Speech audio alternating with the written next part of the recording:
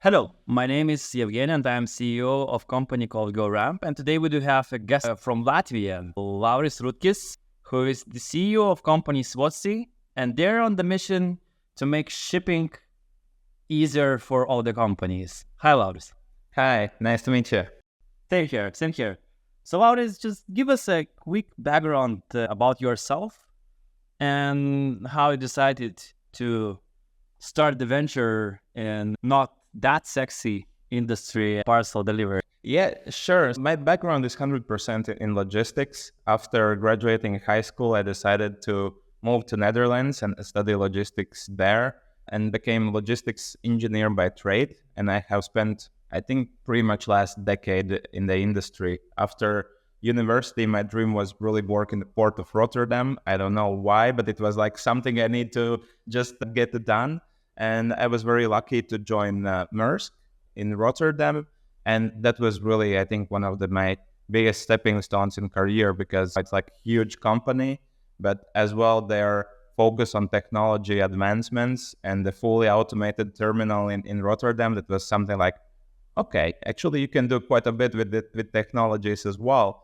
And after some time living in Netherlands, I decided to move back to Latvia. And then I was brought into the career post industry by joining career post DPD. I was responsible for business development, project management, and that was really great to see really the insights how the industry is operating. And there I worked also with not only like processes and business side, but also with IT side that really helped to develop skills. And then I'm very lucky and glad that I was headhunted by a company called Printful, which is one of the largest print-on-demand companies in the world and still the only Latvian unicorn. And I was running the last mile operations for them. And that, of course, gave really good perspective. If before that I knew the industry from the operator side, then it now was really great opportunity to see the industry from actually not consumer but e-commerce side. What are the struggles, what are the issues? And then at that time, seeing both of the sides and seeing the inefficiencies, it started to become much easier to identify actually what is going wrong and how it would be possible to solve it. And exactly at my time at Printful, that was the time when I was like, okay, there is really room for this. And I like how you told it, not the sexy industry, 100%. I was trying actually over those 10 years get out of the industry a couple of times myself, because even though logistics seem like very high paced and it should be a really dynamic environment, when you work for those large companies, everything just happens so slow with the decision making, with innovation, and you just get very frustrated. But yeah, that for me, I think the key point was really joining the Printful, seeing how startups actually operate, how exciting it can be. And for me, always, it was like one of my passions to really help others. And through Swotzy, I found a way how actually we can help others at scale to also optimize and grow their businesses. So that's the backstory in a short. Tell just a bit more about Swotzy. So what do you do exactly? In the website, you can see that, okay, it's like the parcel delivery platform. But what's the issue, what's the challenge, and what's the value proposition you are trying to bring to the market? So at Printful, I identified a couple of issues. First of all, I was managing like 16 different courier post relationships. And you can imagine how time consuming it is to have discussion with one, then with the second, with the third, then someone wants to go for a dinner, someone wants to get a bit more business. So you spend a lot of time not really innovating or making processes better. You just spend a lot of time on relationship management. And additional highlight was that you can do whatever you want. In e-commerce businesses, logistics will be always last priority. And if you need to improve something, it will all come down to the backlog of IT priorities. Does this really have that big impact on the business as other priorities? And it's always somewhere on the bottom. And that was for me really big frustration, that I saw very easy wins for the company where we can save money here, save there, but then you need to wait a couple of months until those things can be implemented. And on the flip side, it was also that logistics is economies of scale really favor the large players, right? So the large companies can ship so cheap, and then the small, medium businesses are struggling having 3 to 4 times higher prices.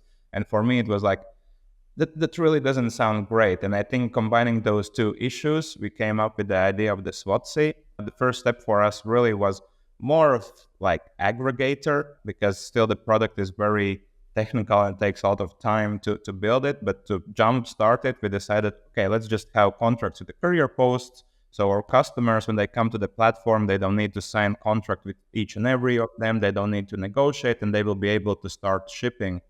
And over the time, we actually have moved quite far away from the aggregation model, because with that, it's not really sustainable, and I cannot say it's also very innovative. So we really try to shape the product for customer needs. So basically now Swotzy acts like a logistics department for e-commerce companies, because you can have all of the courier posts at one place. You can have all the integrations with the most popular marketplaces like Shopify, WooCommerce, Etsy. You just plug in our solution, orders come in, and you can start shipping directly, and you really don't need to spend a lot of time. And now moving forward, we understood as well that one of the biggest challenges is not that they are not able to get the rates or that they are not able to do anything, but it's also a lot to do with the knowledge. They just don't know what to do, because there are so many different options, so many different variables. So we started to really double down on data analytics and machine learning as well, because we also gather a lot of data from those shipments. And then we start to analyze it ourselves, why such decisions have been made. Are those the best decisions? Are they not? And we can start to train algorithm that when the new customer comes in, they add their product details. We can directly start suggesting them what to do. And our main goal is that basically our customers need to forget about logistics. They can completely trust us and use our solution for running all of that. Okay, great. Yeah, it's quite similar to our situation, because previously I also worked in one of the biggest transportation companies, and like my main task when you do look to the job title was to find the new customers, sign the agreements, and do the negotiations. But at the end of the day, I was spending 90% of my time just resending the truck rate numbers, asking when I can come, updating information. And yeah, it's more about dealing with lots of stakeholders where all the information is done manually. And then when you look into the environment, on the one side, big corporates, which do have resources, both financial and human, to build their softwares by themselves. But then you understand that like small, medium business, they will never invest hundreds of thousands. And at the end of the day, they don't have and know how to do it, because the logistics manager cannot shape the framework of the tool. And then, but at the same time, they are quite similar with the processes. They are not that much complicated. So you can just put it under the SaaS, and then you can sell corporate solution for small, medium-sized companies just as a rent. So yeah, it's different angles of the logistics, but it's still the same challenge of fragmented information and how you can need to deal with that. 100%. And I think also a lot of those small, medium-sized companies, they do have a lot of potential. And if you can just give them the stepping stone to move forward and forget about logistics or those bit more challenging areas, we also see that by that, the customers are able to grow at much higher rate, because suddenly they have all the focus on business side and not really the operational side.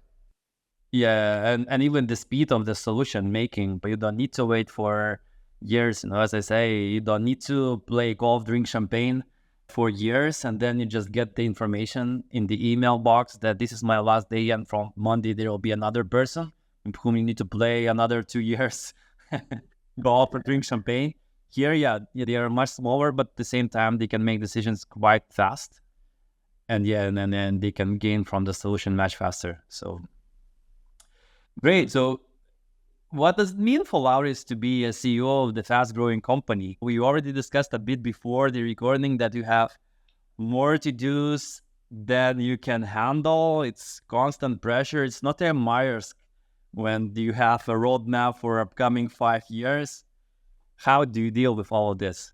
I will be transparent and not hide it. It's very difficult. I actually, at the beginning, didn't thought that it would be so difficult as it is, because it's always, especially when you grow relatively fast, things are breaking on the go, and you need to manage between the growth and maintaining the product and ensuring customer service. And it has been very long hours, that's for sure, because we are still a relatively small team, people of 8, and then everyone has really clear roles, what they need to do and how they need to drive it forward.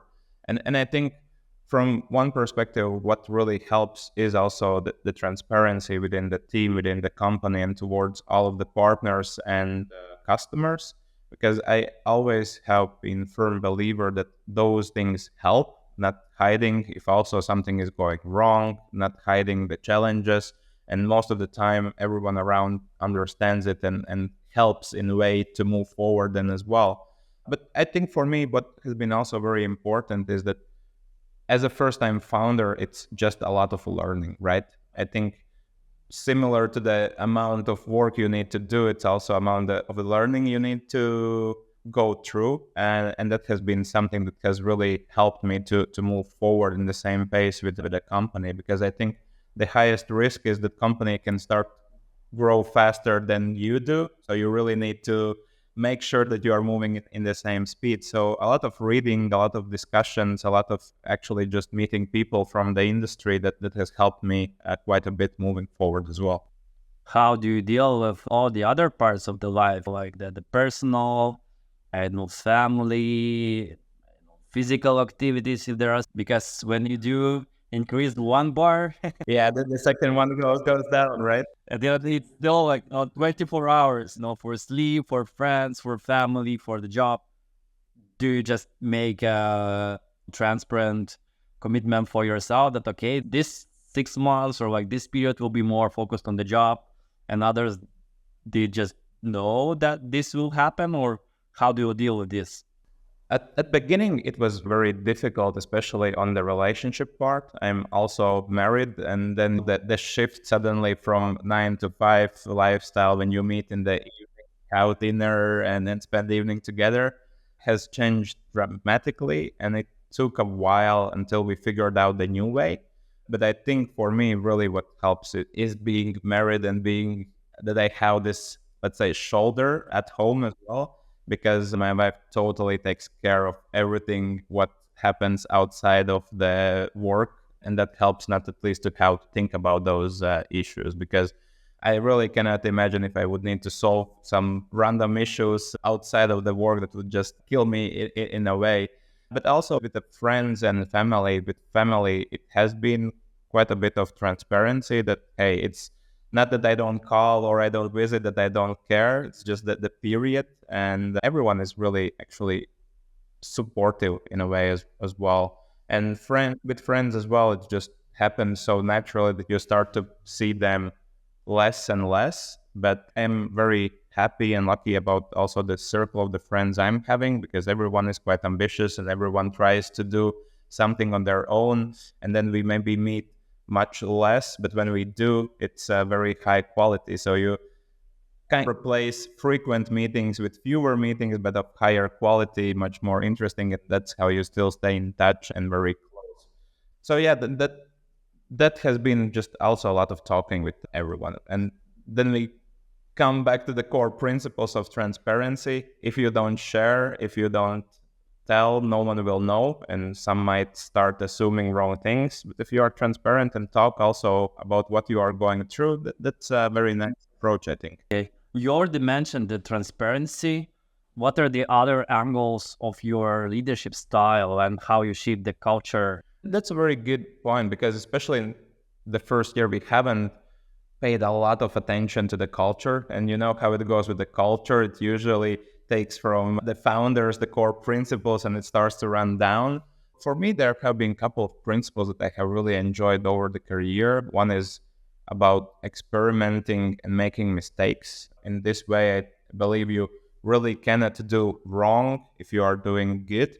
And if you have always the best intentions, even if you make mistakes, that's fine. Mistakes will always come. And that really helps reduce stress from the team as well, that we should think twice maybe, or we should make longer decision making. If it's simple decision and if you can reverse it, just go for it. If it didn't work, okay, reverse and go back, and only spend more time on those decisions which you are not able to reverse that easily.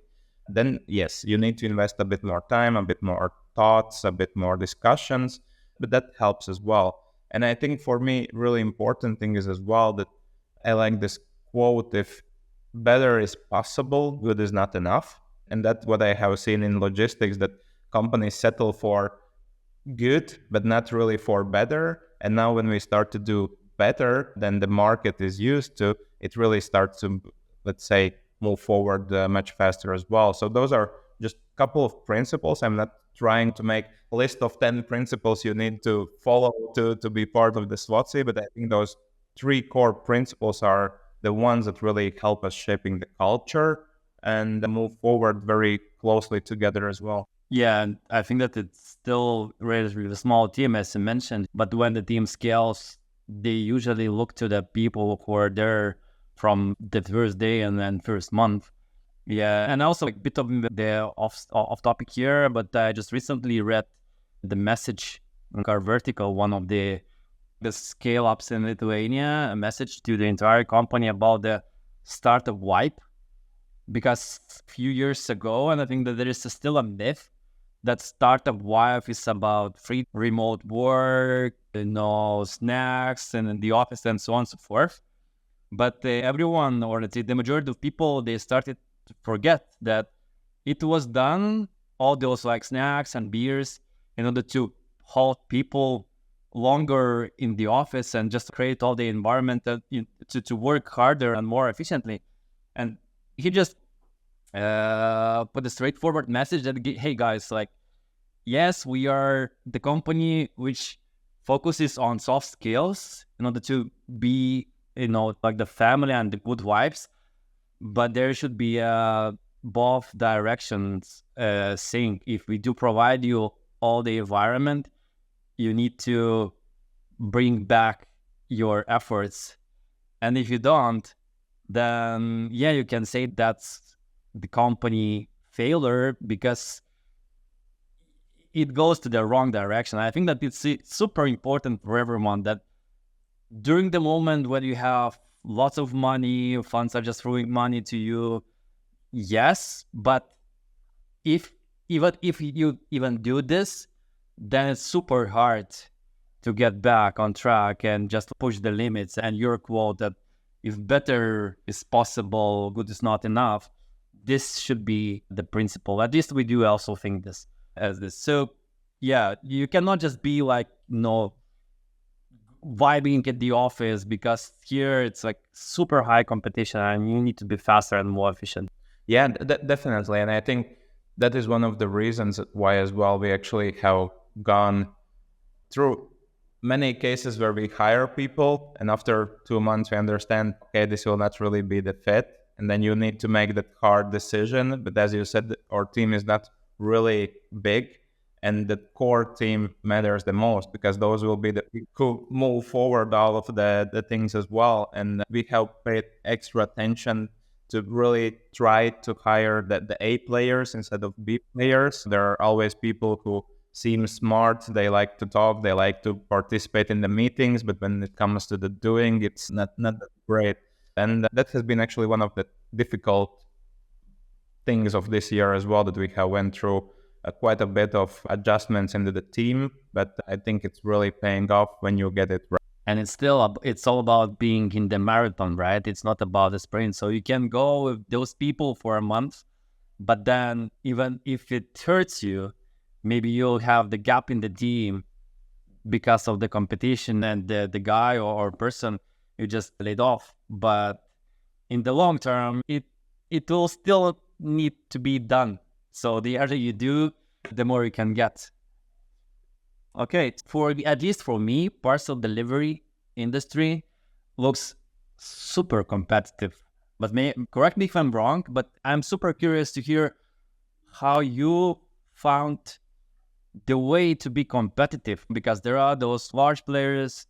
How you find your angle to stay competitive in that industry? Actually, I think the number one angle is that I have never looked at the competition and how saturated market it is. That's only competitor analysis we have done only then when investors or someone asks, like, what's about the competition? Because I'm really firm believer that even though it might seem that there are a lot of players, that doesn't mean that players are solving the right things for our customers. And just solely focusing on discussions with the customers and understanding their struggles, their issues, we have been able to move forward really fast. And I think that's also one of the tipping points in logistics, that so many of companies focus on the competition and not really focus on their customers. And on top of that, the industry is growing like crazy. That means constantly new and new opportunities emerge. There are new and new niches you can start to step in and fill needs for the customers. And that's actually something that we have been doing as well. And it's not that we had also for the product this super clear vision from the beginning. The vision as well is built from the discussions and from the experiences you have had. And that has helped us, I think, to really navigate through that as well. And if we also look at the competition here in Baltics, for example, we see that we have been able to really jump in front in just 1 year time. And then again, we can talk, is it just because you do something different that competitors are doing, or you really focus on the customers, on customer needs, and just because you favor customers so much, they are dragged to your product as well. And I think for us, really, the customer-centric approach has been one of the core values and items that we have since beginning really prioritized. And I myself personally, I talked with first 120 customers who joined the platform. I have had through like discussions about, okay, what are the issues, why you need to solve them, what are things outside of the logistics, because to also understand their problems, I think it's really important not to look on just specific problem, but on the whole picture, how big of the problem this is if you look on the whole their company. And in that way, I think we have been able to really polish those things, start to introduce angles that competitors are not doing. And that's how we also have moved with such a big focus on this data analytics and information angle, because no one really is doing that, and no one is really trying to guide and help a customer. And like same day delivery, next day delivery, it's still like the need of the customer, because especially during the COVID, everyone wanted to get it like in an hour. What's the current status quo of the industry? What are those needs? What we see is it's not really big trend. Everyone thinks that they need same day delivery, but when you look more into it, you actually understand no one is really to pay for that. Everyone talks, oh, that would be like great, but if I need to pay a couple of euros more, oh no, I can wait for tomorrow. And if we talk about classical e-commerce, in most of the cases, it's not very time sensitive products. You like order new t-shirt or order jeans. Do you really need them be delivered within an hour, or you're fine that they come tomorrow? And I think a lot of debate has gone also about the sustainability in the long shot, because with same day deliveries, you really cannot ensure sustainable solution. You will need to spend a lot more on transportation, on sorting, on moving fewer packages at a time. And I think that has also now started to push it a bit more forward. And we see very few businesses are opting in for the same day delivery. Those are mostly the businesses who operate in time sensitive markets, maybe technology companies. If your laptop breaks down, yes, you need new laptop in an hour. So it's great that you have this possibility. If we talk about cosmetics, apparel, I don't know, kid toys, no one really cares about that. So I think we will see a bit of shift again, it disappearing. I still am a firm believer about next day deliveries. That still is something that is very hot and everyone likes that, because now if you deliver within week, it's like, week? Really? Like, I will look elsewhere. But the same day, not really. And what we noticed also with discussions with customers, even the businesses are not ready to start offering the same day delivery, because we usually see the order comes in, they need to pack it, they need to prepare it, and no one is really able to pull it off on a very short period of time. So I think even though consumers might show indications that it's something that can become a big thing, we see that a lot of data shows that not for the next 2 to 3 years. And let's talk about the other buzzwords as robotics, automation, AI. Are these like keywords to play like the significant role in shaping the industry, or it's still more about the buzzwords, as you say, like the same day delivery? Everyone talks, everyone thinks that it's like super fancy stuff, but when it comes to the practice, you have a practice, right? You have a reality check how it is in practice, in reality at the moment. In industry, I think in logistics and also courier post industry, like in general, everyone is lagging behind on innovation like 2 to 3 years, and they now only, if not more, and now they maybe start only to introduce the buzzwords, but it's still 3 to 4 years until real solutions come out. But that is really great opportunity for the startups and for actually new companies to penetrate, because we can go back to what I said at the beginning, that large companies are so slow in developments, making decisions and moving forward, that they will need 2 years just to agree on something before they can start developing it. So that creates a lot of opportunity. However, I am a firm believer that we need and must use the new technology to optimize also logistics, because logistics at the end of the day is high data quantity industry where you can, using the data, actually train very good algorithms that can help optimize the routes, line hauls, etc., etc. It's just a matter of time of introducing those technologies into their systems. And for us, that has been now one of the focus areas as well, because I am a firm believer in machine learning more. I think it still, at the end of the day, is machine learning what drives things forward. And we as well spent the initial year just to gather data that we are now able to start now training those algorithms and start working with that. But what I think still is very important, and what no one is ready for, is gather quality data, because if you have shitty data, you will not ever be able to build something legit on that. And I think now we see also more and more companies just start to move into data gathering process and data structuring process before they can start to think of the use case where they can start to use. Absolutely. As someone said, shit in, shit out. Yeah, and even though from beginning we knew this angle is something that we want to incorporate as well, I think the big thing is what not to do is scream about AI before you even know what you will build with it. And I think in the startup world as well, you start to notice more and more companies with AI in their name. I think that's a bit too much, and that will not help you in any ways. And at the end of the day, AI is a tool and not a solution, in my opinion, because we are still human. We still like human interactions, and no one will be really willing to just talk with the robots for the whole day. But if you can really find perfect use cases where you can introduce it, it firstly will really improve the abilities of the product, and it will just help to scale much, much easier. Yeah, I absolutely agree that you need to find the use case, because if you just say this is the AI, so yes, maybe like investors would argue whether you need to have it or not because of the valuations.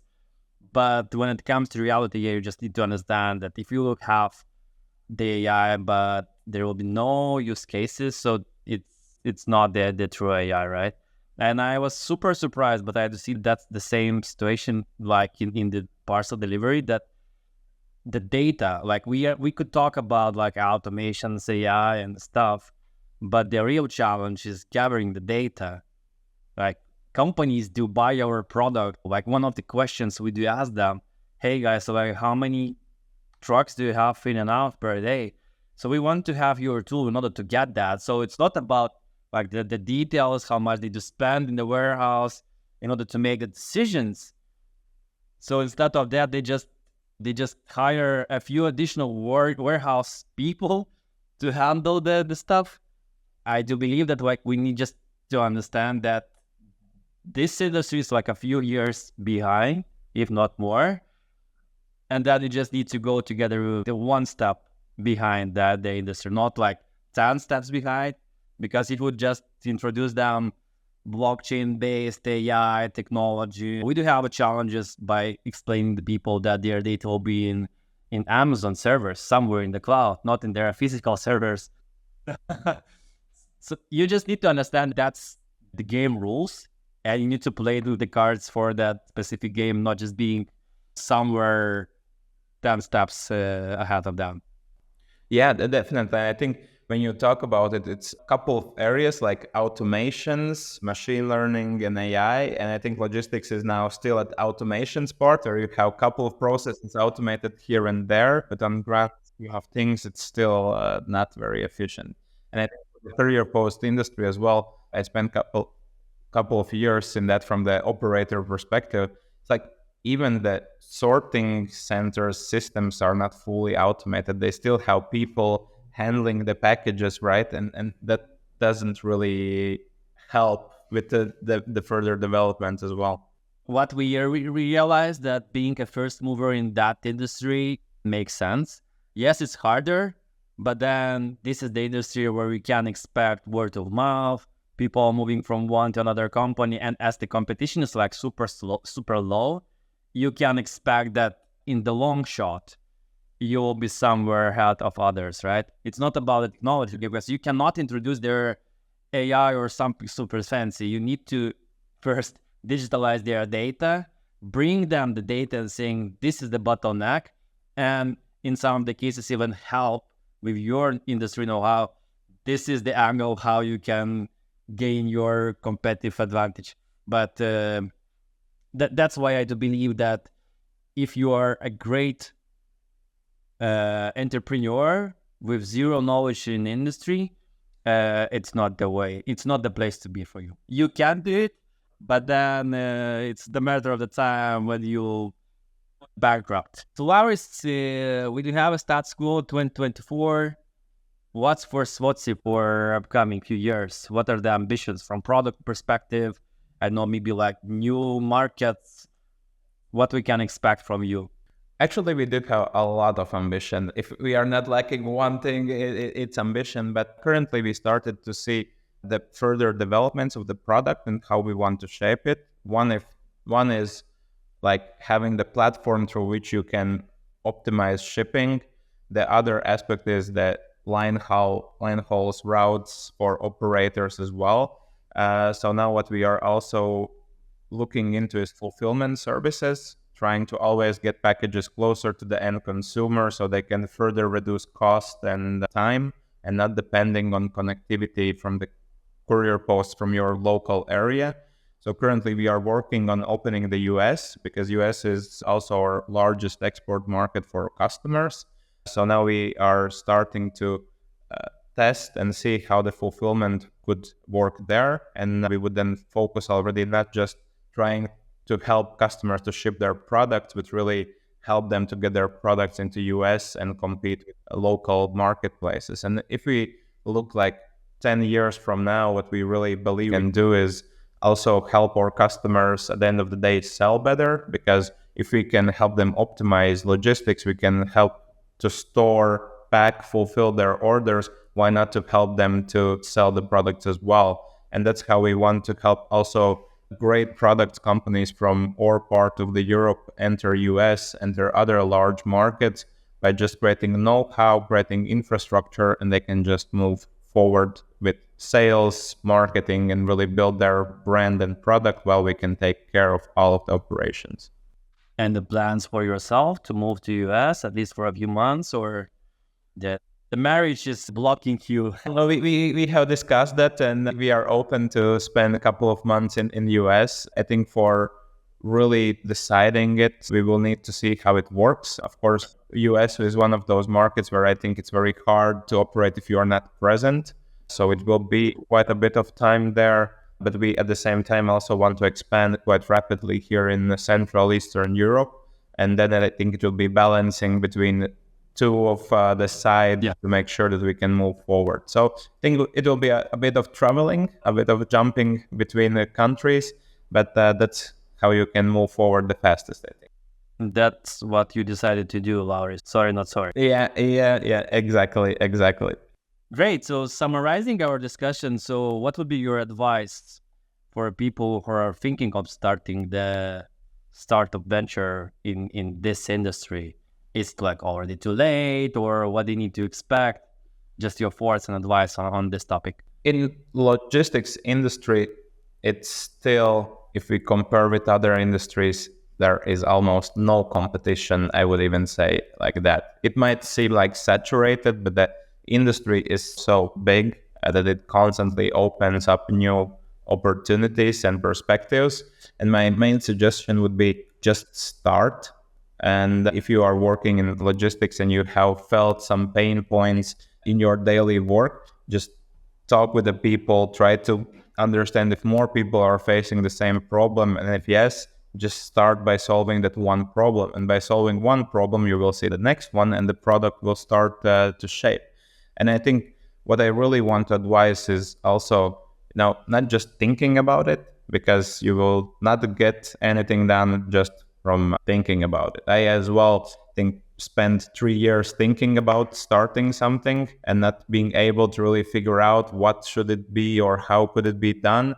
And then once you just make the first step, everything starts to align in front of you. So I would just encourage, to make those first steps. It doesn't mean you need a lot of capital, big team. You can be one person, 2-person orchestra that can do actually great things. Solve initially problems manually. You don't need product to just go solve problems, see what works, and only then start to really double down on technical developments as well. So that would be my suggestion, keeping it simple and keeping it relatively straightforward, but you can achieve a lot of things in that way.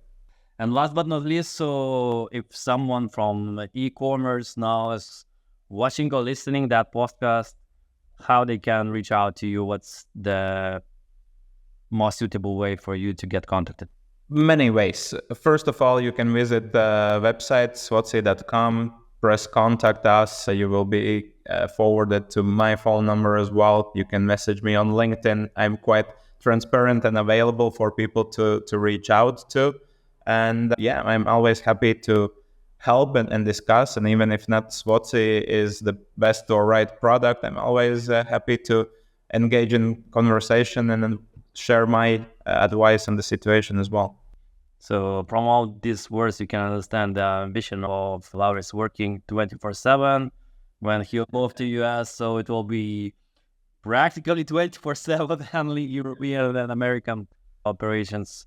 But just like from my side, so thanks for that discussion, super great insights, and looking forward to seeing pictures and photos from US. Perfect. Thanks a lot. It was very great discussion, and thanks for invitation. Yeah. Best of luck. Thank you. See you. Bye-bye.